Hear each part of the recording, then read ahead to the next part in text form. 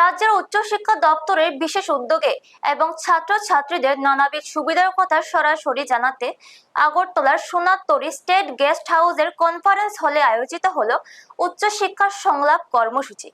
অনুষ্ঠানের মূল আকর্ষণ হিসেবে উপস্থিত ছিলেন রাজ্যের উচ্চশিক্ষা মন্ত্রী কিশোর বর্মন।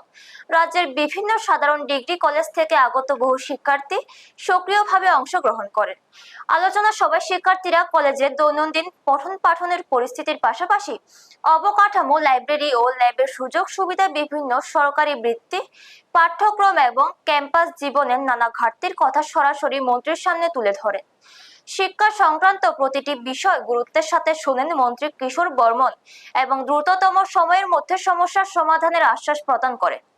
তিনি স্পষ্ট জানান যে শিক্ষার্থীদের মতামত ও চাহিদাকে সর্বোচ্চ অগ্রাধিকার দিয়ে উন্নত পরিকাঠামো গঠনের মাধ্যমে রাজ্যের উচ্চশিক্ষার মান আরো বাড়াতে সরকার বদ্ধপরিকর।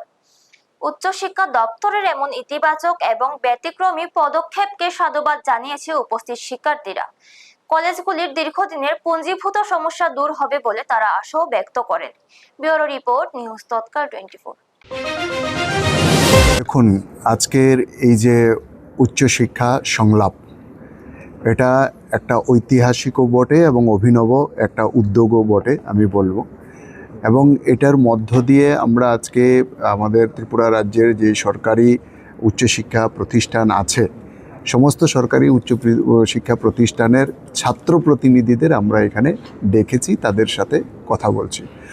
মূল উদ্দেশ্য হচ্ছে আমাদের ত্রিপুরার যে উচ্চশিক্ষার মান উন্নত করা, সেটাকে কিভাবে আমরা আন্তর্জাতিক পর্যায়ে আমরা পৌঁছাতে পারি।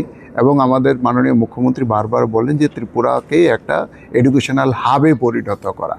তো স্বাভাবিক কারণে সেটা যদি করতে হয় তাহলে আমাদেরকে এই এডুকেশন সিস্টেমের সাথে যারা যুক্ত আছেন, ছাত্রছাত্রীদের মতামত এখানে আমাদেরকে শুনতে হবে।